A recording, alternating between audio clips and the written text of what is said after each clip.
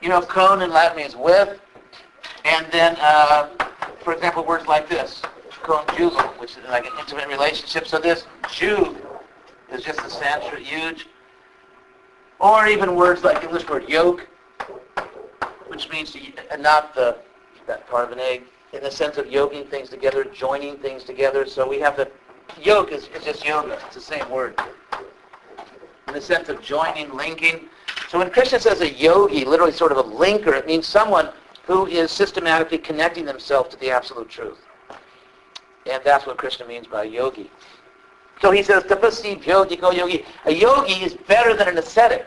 Because the ascetic is simply, and Buddha actually came to the same conclusion, is simply denying yourself, giving up things, self-mortification or self-abnegation.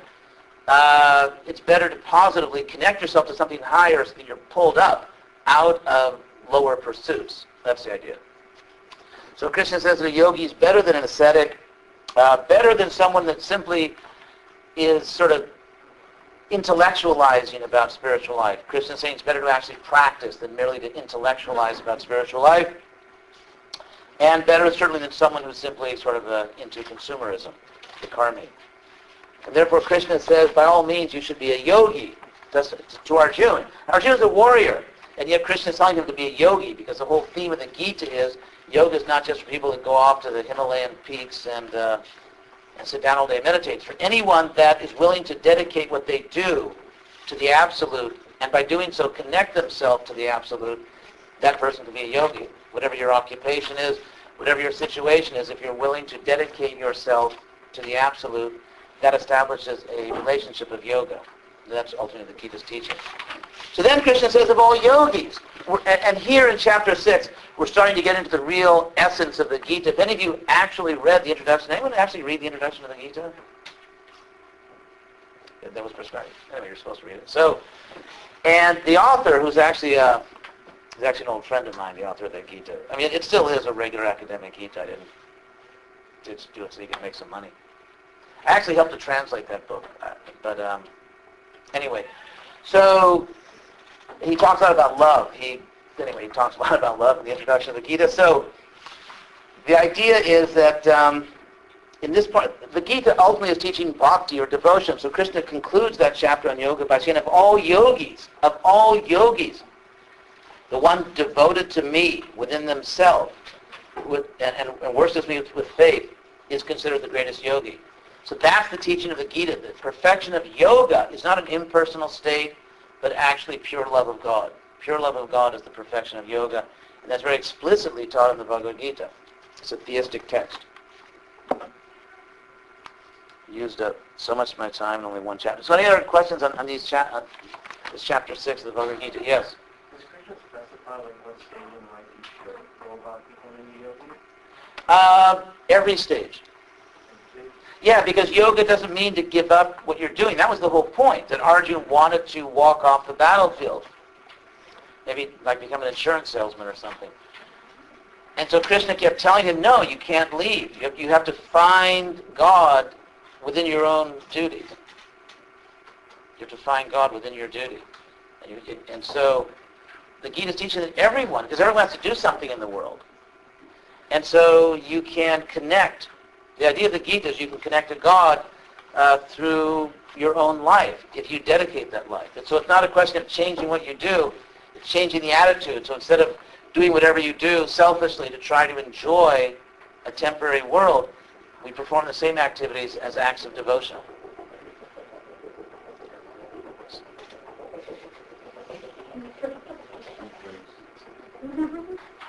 Coming after us. So, any other question? Chapter 7, I'll do a little more quickly. I wrote this on the board. We've talked about the gunas, haven't we, the three qualities. Haven't talked about it so much, but Krishna begins chapter 7, actually he doesn't begin it, but he says in chapter 7, by saying that the reason we can't see God right now, even though God is actually everywhere, or Krishna is everywhere, the reason we can't see God right now is because our consciousness is covered. That's the image Krishna uses. Our consciousness is covered. What's covering our consciousness? What's covering our consciousness is this system of three qualities. It's like if you, let's say you're looking through a lens of a telescope, but you forgot to take the lens cap off, you're not going to see very much. And so in a sense, we look out at the world, but our vision is covered by these three qualities. Our attachment to material ignorance, passion, and goodness. And we have to get beyond these three qualities to see ourselves, to see who we really are, and to see God. Because, I mean, there's a certain logic to this. If it is the case that we are pure spiritual beings, then if we identify ourselves with the material quality, we can't see ourselves. We can't really understand ourselves. For example, I mean, we even say to people sometimes, like, you're just not yourself today. Like, let's say someone was a nice guy and, just living his life, and at a certain point took up violent crime. And so those who care about this person might say to him, like, you've got to get back to your real self. This is not really you. You're identifying with a certain consciousness that's not really you. So this is the idea that as long as we identify, and the body, it's the body actually which is made of these three gunas, and so the extent to which we identify with, I mean, it's very simple. The logic is very simple. The extent to which we identify with a physical object, like the body, to that extent we cannot understand ourselves as pure spiritual beings. It's very simple. And since God in this system is also said to be an infinite pure spiritual being, if we are attached to our own body, other bodies, other material things like that's my hometown or whatever we're attached to physically, materially, will prevent us from understanding those things which are beyond the material. And so you have to sort of let go. The process of letting go is not sort of like agonizing, or it's experiencing a higher pleasure. If you, like in relationships, someone's in a relationship and not completely satisfied, but they're afraid to get out of the relationship. And then if they meet someone else that they just like a lot more, that they're much more attracted to, giving up the first relationship becomes the easiest thing in the world. So whenever we find something we like more, we enjoy more, that's more satisfying, it's just what we always dreamed of, then that other thing, which was sort of a compromise, we let go of. So the strategy of the Bhagavad Gita is to find, as I explained earlier, the higher pleasure of the real self, the higher pleasure of a pure relationship with God, and that higher pleasure leads one to let go of attachments to material things, which are ultimately, according to the Gita, a compromise, because they're temporary, they're not what we really are.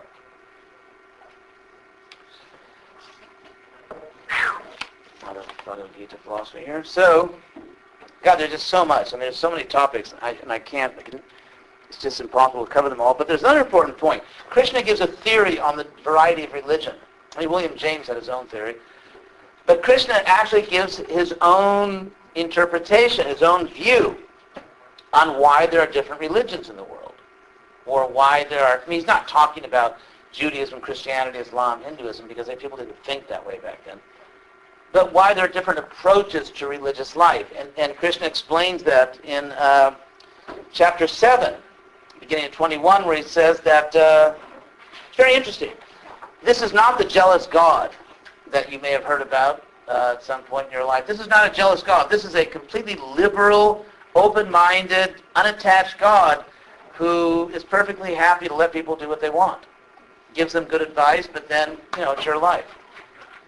So what Krishna says in chapter 7 is that whoever, I mean, to translate it very literally from the Sanskrit, whoever undertakes to worship in the sense of some kind of, formal process, whoever with faith actually devotes themselves to whatever form of divine power. In other words, however a person conceives the divine, or just however a person conceives cosmic power or spirituality, whatever your idea is, whatever you devote yourself to, Krishna says that I will give you, supply you, literally unmoving faith in that particular object. It's very interesting. That, and so why would, now you could say, like, why would God do that? Is there a reasonable explanation for this? It gets back to the teleology of the universe, like why was the universe made at all? According to this tradition, the universe was created so that souls can have an opportunity to freely pursue all of their selfish desires, experience the natural consequences of selfishness, and ultimately come to a reasonable decision to pursue selfless love. So that if we have a particular propensity, like we want to worship this or that because we're attracted or we hope to get something out of it, according to the Gita, God will actually strengthen your faith in that, give you unmoving faith in that object, let you experience the natural results, even let your wishes be fulfilled, so that you can have that experience. You need to go through that. You need to work through all of your different desires by actually experiencing all these different things. And so therefore, according to this way of thinking about it, people have faith in many different things because there is ultimately one God who is facilitating the pursuit of many different objects of worship and different sort of life strategies, different forms of being religious in this world. But behind all of this, there's actually a single God who's not jealous and who actually does not have self-esteem problems, does not feel threatened if people don't worship him, and actually is sort of a nice guy. So that's kind of the picture that comes out here. And then Krishna says that after achieving those wishes, he says, Antavatu phalang tesham bhavati upamedasam, that it is actually less intelligent. Again, what I think is remarkable about the Gita is that ultimately the result you get, whether you go up or down, punished or rewarded, is not based on dogma. It's not that... I'll just throw this in, actually, no extra cost to you, because from a different religious tradition. But there are many mainstream scholars of Middle Eastern traditions who claim that from a historian's point of view, and this is not, I'm not claiming this is true, this is just, you could say mainstream scholarship, academic study, that Jesus, the person of Jesus, actually taught a rational, I don't mean to say like highly intellectual, but an objective system, whereas in which people are rewarded and punishment according to the moral quality of their behavior. So it's a reasonable objective system, such as saying that whatever you do to the least of my people, you do to me, whatever, and so on. In other words, the Good Samaritan, that if you actually live, if you love God with all your heart, treat your neighbor as yourself by these virtuous activities, you'll be rewarded. And that later, this was transformed into a system in which your salvation depended not on the cultivation of virtue, but on believing in particular doctrine. And that if you didn't believe this doctrine, literally all hell would break loose. I mention this not to try to tell you, to claim to know what Jesus really taught, but simply to say that a lot of mainstream scholarship sees it that way. And so in the Gita, we have ultimately a system which is very similar to that particular historian's view of what Jesus taught. In that, according to the Bhagavad Gita, without God at all, without Krishna, you can still be materially happy and materially elevated and get a certain material wisdom if you cultivate virtue. In other words, God is not jealous. He doesn't take it as a personal affront if you're not interested in him or her or them or it. And if you cultivate goodness, virtue, you'll be rewarded whether or not you believe a particular doctrine. So it's the moral quality of your life that counts. And as I said, there are many scholars that believe that's what Jesus also taught. So in any case, Krishna says that the less people who are less intelligent pursue temporary goals, not because it violates some doctrine, but because why buy a car that's going to fall apart when you could buy a car that's not going to fall apart? Why buy a computer that's going to just disintegrate before your eyes after a couple of years when you could buy a computer that won't disintegrate? If you really like something, if you really are choosing something, why would you want it to collapse or fall apart when you could get one that lasts? If you really love someone, why would you want the relationship to end when it could go on? And so that's the logic. It's not dogmatic. It's simply saying that permanent things are better than temporary things if you really like them. And therefore, the pursuit, sort of engaging God or religion or some deity in order to get material things is sort of missing the point. There's a story they tell in India about some guy who had this really bad job. He had to, like, after boats went downriver, he would have to haul the boat back upriver, with a rope, walking on the bank, and had to walk over all this thorny ground. And it was about as miserable a job as you could have.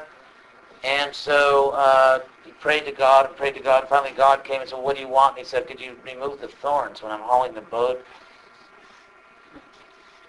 It didn't occur to him, well, if God is appearing to me, I could get anything. I could have eternal life. No, I could just get the thorns out of there. So, anyway, so that's one of the great themes in the bhakti movements throughout India. Different bhakti movements with different deities and so on. That's one of the great themes, that it's sort of wasting your chips. It's sort of wasting your energy if you actually contact an infinitely powerful being and then just ask for something trivial.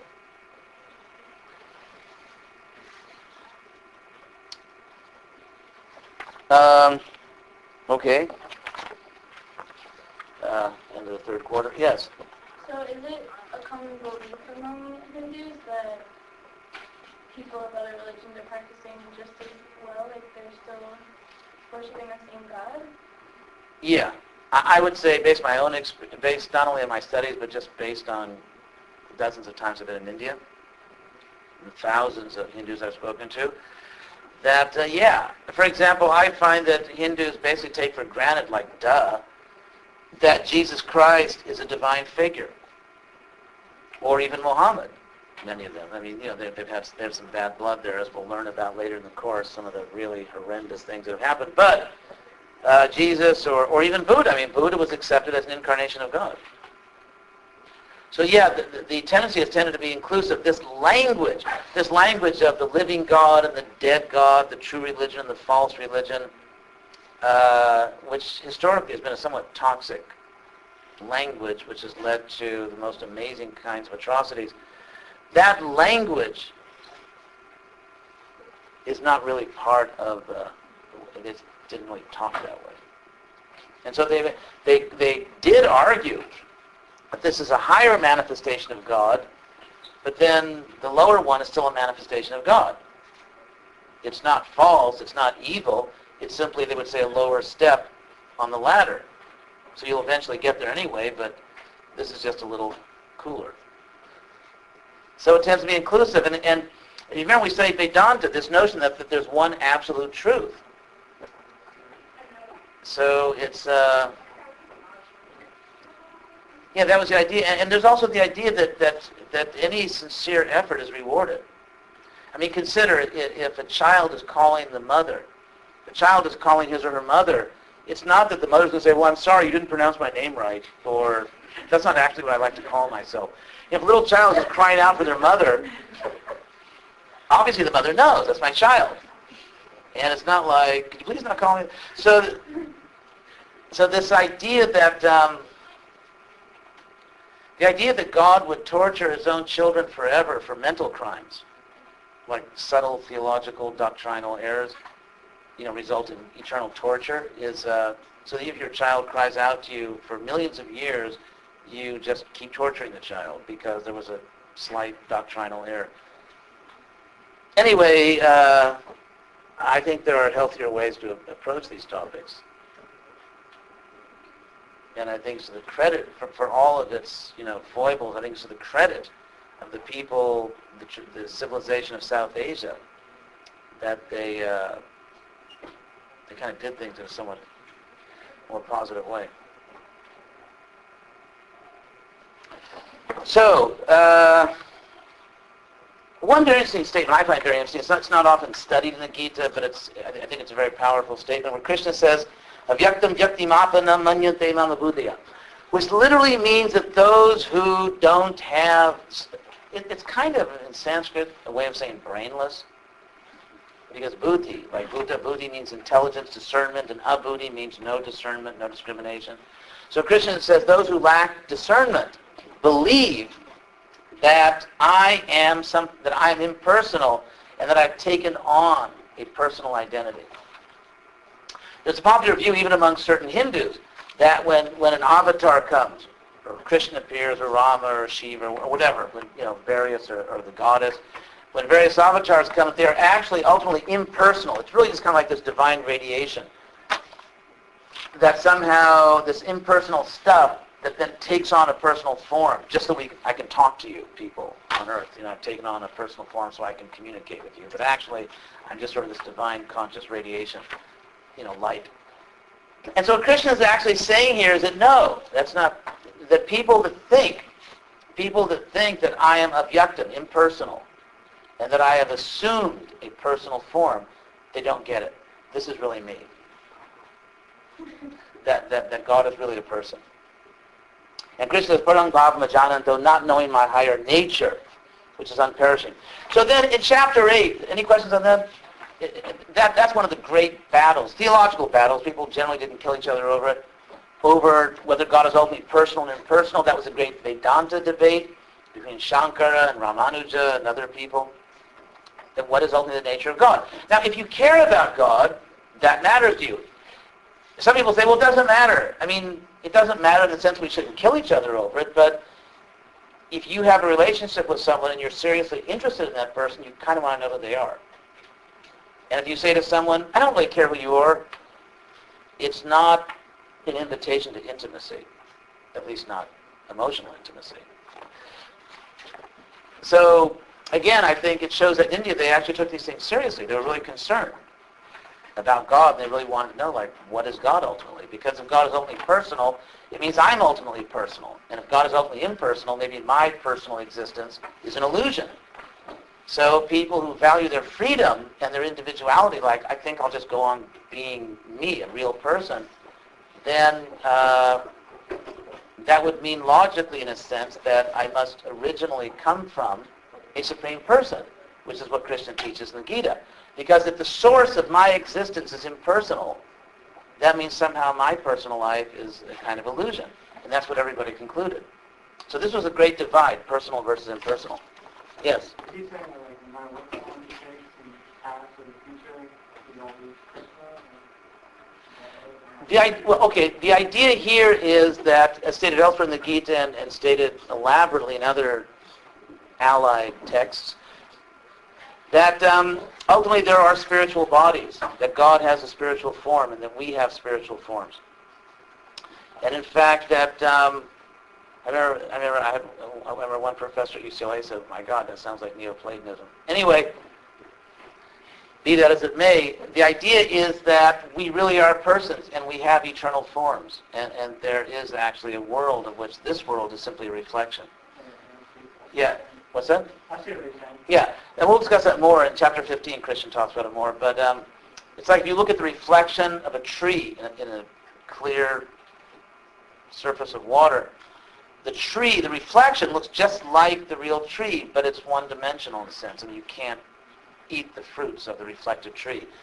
And so basically, the idea will be that this world is a reflection of the real world. So that's why we always get faked out, because it's natural to see other people, it's natural to see faces, it's natural to fall in love, to sing and dance, to see beautiful scenery. All this is completely natural. The problem is we are looking down at the reflection of this reality, which is the material world, and therefore we can't be ultimately happy or satisfied because we keep trying to enjoy the reflection of the fruit rather than seeing what the real object is. And then when we turn to the real object, which is our own spiritual nature and that of everybody else, and the infinite personal spiritual nature of God, then we discover the real world, of which this world is but a reflection. And that's essentially the view of things within this tradition. Oh my God. Well, I guess this is just highlights of the Bhagavad Gita. Can't really explain it all. So, and we discussed all, there's like 3 minutes left. We already discussed what happens to you at the time of death. In this life, everything you think, say, Everything you do, it's all being totaled up. At the time of death, the grand total comes up and carries you to your next life. We already discussed that. That's chapter 8, Christian eschatology. So maybe we'll just stop there and get an extra 2 minutes. We'll see you Wednesday.